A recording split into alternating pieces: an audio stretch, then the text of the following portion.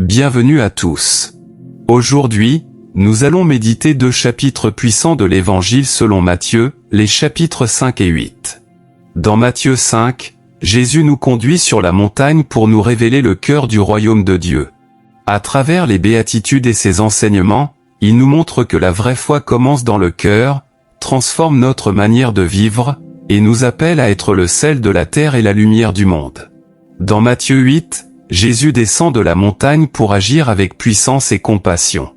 Ce chapitre nous montre un Jésus qui guérit les malades, libère les opprimés, calme la tempête et manifeste son autorité divine sur la maladie, la nature et les forces spirituelles. Ensemble, ces 2 chapitres nous rappellent une vérité essentielle. Jésus enseigne avec autorité, et il agit avec puissance. Sa parole transforme les cœurs, et sa présence change les situations.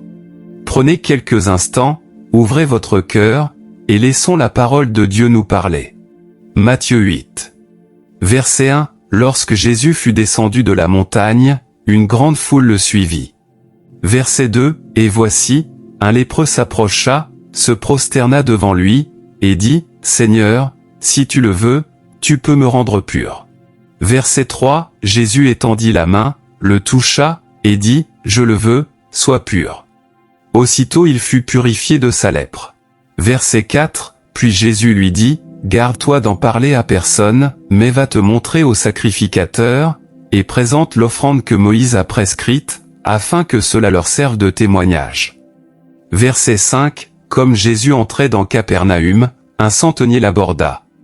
Verset 6. Le priant et disant, « Seigneur, mon serviteur est couché à la maison, paralytique et souffrant beaucoup. » Verset 7. Jésus lui dit, « J'irai, et je le guérirai. » Verset 8. Le centenier répondit, « Seigneur, je ne suis pas digne que tu entres sous mon toit, mais dis seulement un mot, et mon serviteur sera guéri. » Verset 9. Car, moi qui suis soumis à des supérieurs, j'ai des soldats sous mes ordres, et je dis à l'un, va. Et il va, à l'autre, viens. Et il vient, et à mon serviteur, fais cela. Et il le fait. Verset 10. Après l'avoir entendu, Jésus fut dans l'étonnement, et dit à ceux qui le suivaient, « Je vous le dis en vérité, même en Israël je n'ai pas trouvé une aussi grande foi. » Verset 11. Or, je vous déclare que plusieurs viendront de l'Orient et de l'Occident, et seront à table avec Abraham, Isaac et Jacob, dans le royaume des cieux. Verset 12. Mais les fils du royaume seront jetés dans les ténèbres du dehors, où il y aura des pleurs et des grincements de dents. Verset 13. Puis Jésus dit au centenier, « Va, qu'il te soit fait selon ta foi. » Et à l'heure même le serviteur fut guéri. Verset 14. Jésus se rendit ensuite à la maison de Pierre, dont il vit la belle-mère couchée et ayant la fièvre. Verset 15. Il toucha sa main, et la fièvre la quitta, puis elle se leva, et le servit. Verset 16. Le soir, on amena auprès de Jésus plusieurs démoniaques. Il chassa les esprits par sa parole, et il guérit tous les malades. Verset 17. Afin que s'accomplisse ce qui avait été annoncé par Ésaïe, le prophète, il a pris nos infirmités, et il s'est chargé de nos maladies. Verset 18. Jésus, voyant une grande foule autour de lui, donna l'ordre de passer à l'autre bord. Verset 19. Un scribe s'approcha, et lui dit, « Maître, je te suivrai partout où tu iras. » Verset 20. Jésus lui répondit, « Les renards ont des tanières, et les oiseaux du ciel ont des nids, mais le Fils de l'homme n'a pas où reposer sa tête. » Verset 21. Un autre, d'entre les disciples, lui dit, « Seigneur, permets-moi d'aller d'abord ensevelir mon Père. » Verset 22. Mais Jésus lui répondit, « Suis-moi, et laisse les morts ensevelir leurs morts. » Verset 23. Il monta dans la barque, et ses disciples le suivirent. Verset 24. Et voici, il s'éleva sur la mer une si grande tempête que la barque était couverte par les flots. Et lui, il dormait. Verset 25. Les disciples s'étant approchés le réveillèrent, et dirent, « Seigneur, sauve-nous, nous périssons. » Verset 26. Il leur dit, « Pourquoi avez-vous peur, gens de peu de foi ?» Alors il se leva, menaça les vents et la mer, et il y eut un grand calme. Verset 27, ces hommes furent saisis d'étonnement, quel est celui-ci, disait-il, à qui obéissent même les vents et la mer? Verset 28, lorsqu'il fut à l'autre bord, dans le pays des Gadaréniens, 2 démoniaques sortirent des sépulcres au-devant de lui, si furieux qu'il n'était pas possible de passer par là.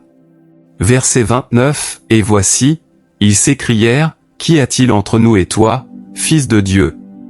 Es-tu venu ici pour nous tourmenter avant le temps? Verset 30, il y avait loin d'eux un grand troupeau de pourceaux qui paissaient.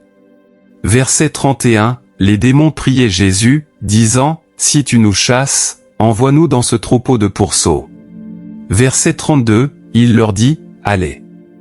Ils sortirent, et entrèrent dans les pourceaux, et voici, tout le troupeau se précipita des pentes escarpées dans la mer, et ils périrent dans les eaux.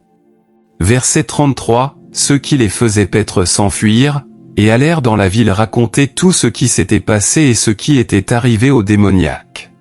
Verset 34, alors toute la ville sortit à la rencontre de Jésus, et, dès qu'ils le virent, ils le supplièrent de quitter leur territoire.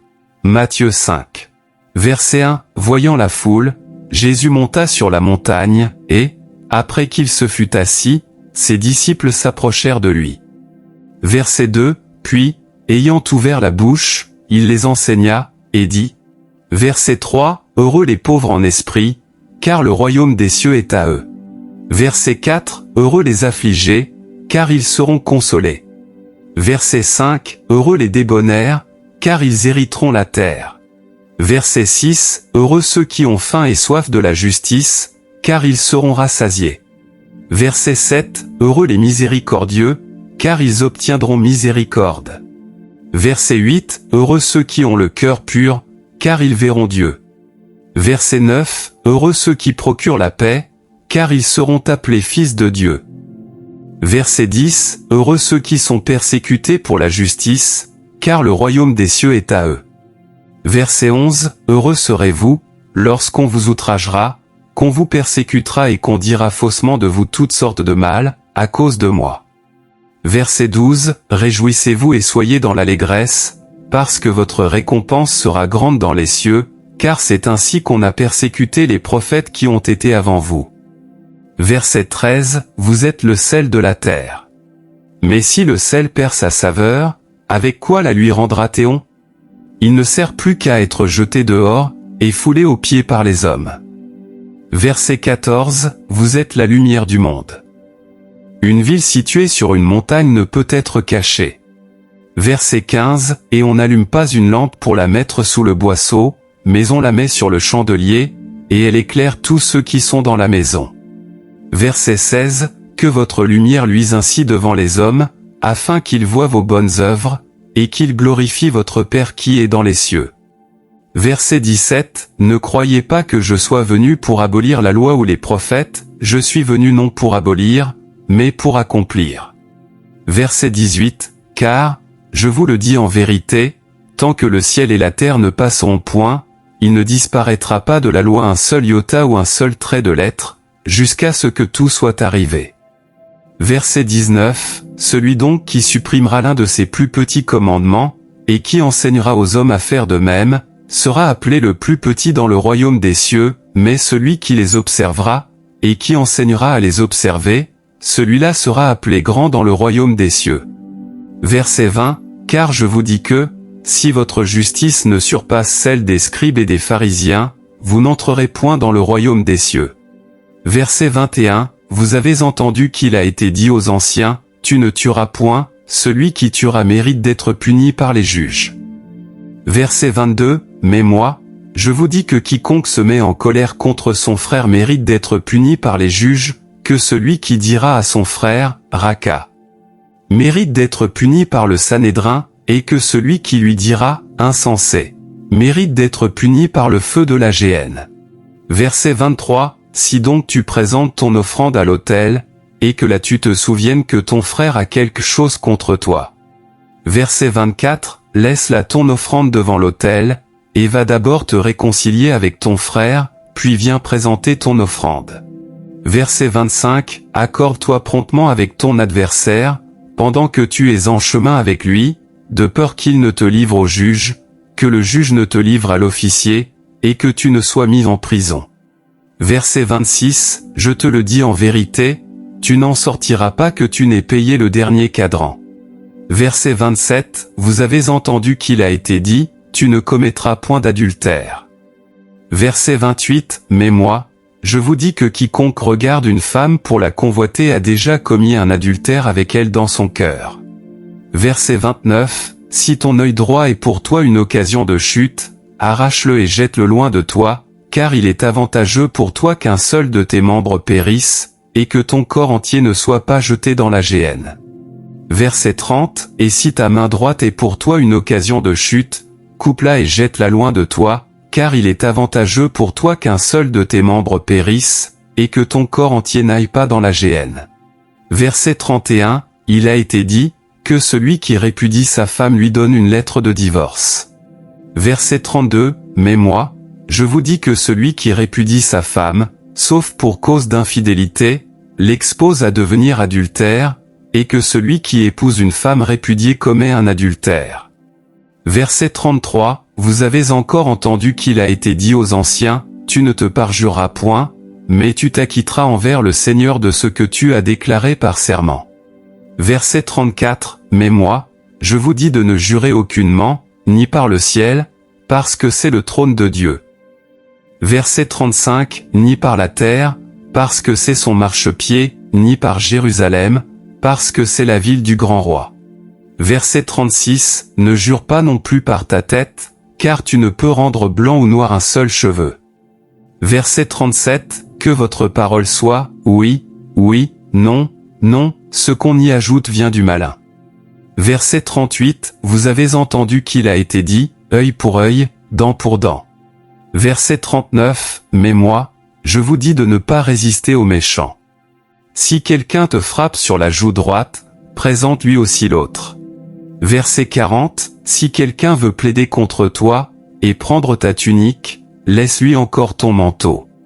Verset 41, si quelqu'un te force à faire 1 000, fais en 2 avec lui. Verset 42, donne à celui qui te demande, et ne te détourne pas de celui qui veut emprunter de toi.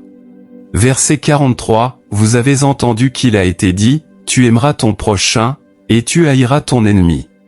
Verset 44, mais moi, je vous dis, aimez vos ennemis, bénissez ceux qui vous maudissent, faites du bien à ceux qui vous haïssent, et priez pour ceux qui vous maltraitent et qui vous persécutent.